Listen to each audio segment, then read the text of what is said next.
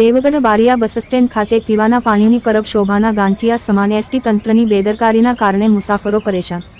દેવગઢ બારિયા નગર રાજા રજવાડા વખતોથી એક પંચમહાલનું પેરેસ ગણાતું આવ્યું છે અને ગુજરાત રાજ્ય સરકારના મંત્રીનો મતવિસ્તાર પણ આવેલ છે। તેવા નગરના બસ સ્ટેન્ડમાં પૂરતી સુવિધા ન હોવાથી મુસાફરોને મુશ્કેલીઓનો સામનો કરવા પડી રહ્યો છે।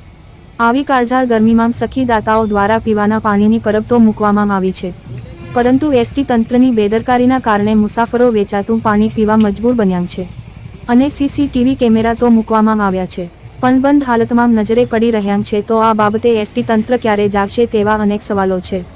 દાહોદ જિલ્લા બ્યુરો ચીફ ઇમ્તિયાઝ ઘાંચીની એક